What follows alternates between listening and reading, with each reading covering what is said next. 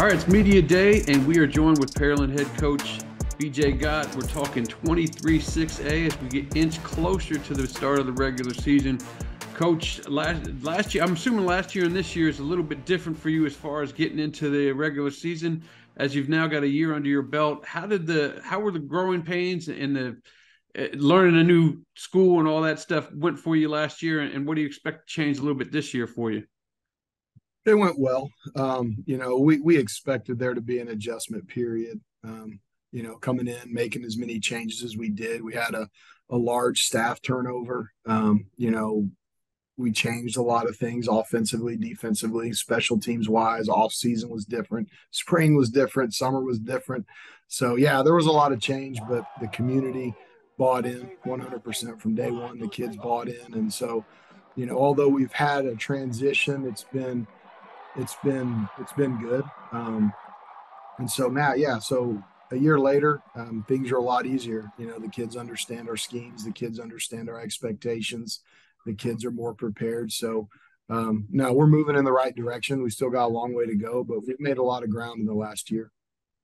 I know I talk about growing pains, but you're still a 5-2 district team. You've still made the playoffs. There's still, in everybody else's eyes, still a successful season. So, and you talk about 2023, you got so much coming back offensively, especially, you got the newcomer of the year coming back in the backfield. You got a quarterback coming back, receiver and Patrick coming back. Talk about how you might be able to build off of last year with so many guys coming back, especially on the offensive side. Yeah, on the offensive side, we do. We've got 8 starters coming back. We've got key components in the run game and the pass game. And, for us, it's about continuing to develop our offensive line. We're going to have 5 starters back there. Continuing to develop those guys to where they play with a little bit more of a physical presence up front. And then, us being able to get the ball to our playmakers in the backfield and out on the perimeter and just maximizing their ability and taking advantage of that while developing some depth is going to be what we're focused on.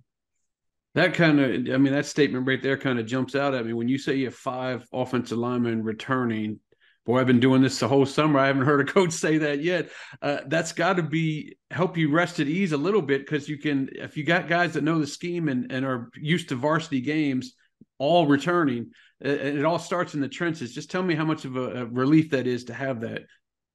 It's been good. That's an area that I think we had the biggest adjustment with was, up front on the offensive side of the ball last year. We had a pretty steep hill to climb as far as that was concerned. But, technically we got 4 guys coming back. We've taken our starting tight end. We moved him inside to take advantage of his athleticism. And so, we've got 5 returning starters out of those 6, one of them being a tight end. But yeah, we're excited about it. They're playing with a lot more confidence, and so it's been good.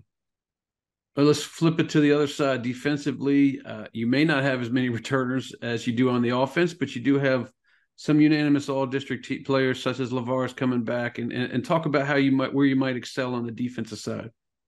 Yeah, so we got 3 defensive starters back. We've got our nose guard, Jaden Wincher, safety, Ashton Hampton, and corner, Lazarus Range.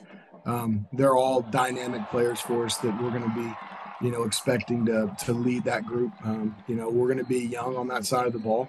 We're probably going to start at least 3 sophomores over there. So we'll be young, but the ceiling is high. And they're going to have to go through the fire early. There's no substitution for varsity experience. The only thing you have to do is to go through it. So those kids will be, adjusting to the speed of the varsity game, but they're a young, talented group that over time we have high expectations for what they're going to be able to accomplish. Is anything you learned from the district last year, being your first year in this district as a head coach at Pearland, that you can take into this year? I know, besides the fact that Shadow Creek doesn't like to lose and Dawson is your big-time rival, but any other things that you kind of picked up? Yeah, athletic and well coached. That's this district. They got a lot of athletes. It doesn't matter whether, you're playing Shadow Creek or, you're playing straight Jesuit or you're playing the elite schools, Dawson.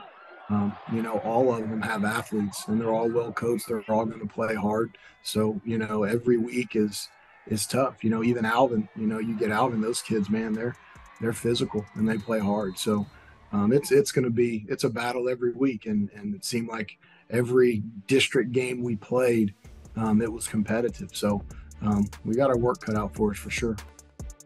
Well, you're making your strides, and pretty soon you'll be getting a ring for your other finger as a head man. See how that works out for you. But I appreciate you joining us, and we will see you coming up in a couple weeks. Thanks, Ward. Appreciate it.